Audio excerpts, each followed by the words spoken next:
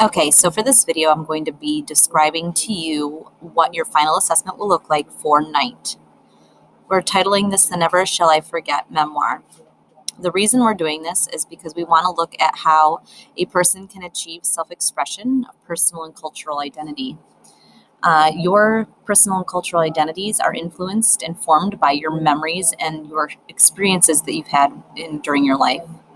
Elie Wiesel addresses the importance of memory in his own memoir, Night, which we just got done reading.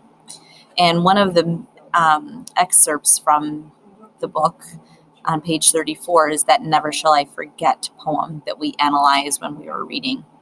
And as we were going through that, we really looked at how his experiences have shaped who he is as a human. And we realized that we all have moments in our own history that we will never forget and who have made us who we are today. Although they may not be as horrific and as painful as Elie's, they are still important to pass on to others through our own self-expression. For your final assessment, you are being tasked with creating a Never Shall I Forget memoir. You are going to choose a significant personal memory that has shaped your identity, either positively or negatively. We're really going to focus on using figurative language to describe your memory to someone who is not there. We are requiring that you use at least 6 different elements. Okay, it could be, six examples of figurative language. You could repeat a few of them, or you can use 6 different ones. Some of them are similes, metaphors, personification, hyperbole, onomatopoeia, symbolism, and repetition.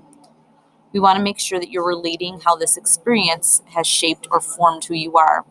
As we were reading Night, we talked often about how Elie's identity, how he views himself, has changed. And one of the things that I'm going to be looking for is how you show me through your memory that you are a different person as a result. You're going to be asked to type a polished piece in 11-point Arial font. You're going to have a minimum of 800 words, but no more than 1,200. And it must focus on one specific memory. We're going to ask that you have an intriguing title. We don't want it to just be Never Shall I Forget, but we want you to have a little bit more detail to it. You absolutely have to incorporate figurative language and be able to identify the elements that you've used. This is also going to be asking you to carefully select your words so that there's a clear mood and sense that you're getting there. We want to make sure your audience feels like they were there. You get that also through vivid word choice and imagery. And again, cannot stress this enough, you must show how this memory has impacted you and made you who you are. All of this being said, you are not going to have to share this story with your class.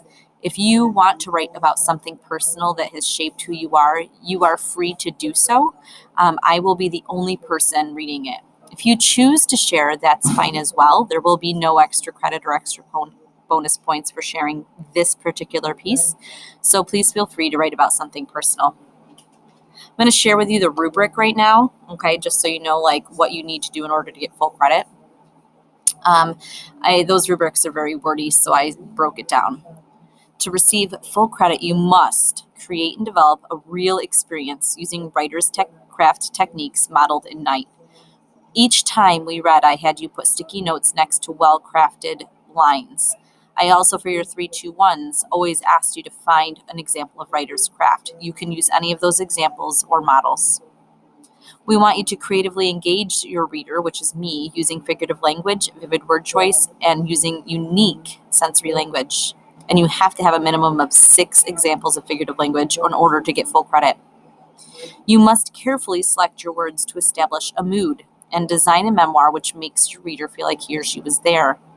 You need to convey how your memory has affected who you are, just like Elie shared with his experiences and how it affected him.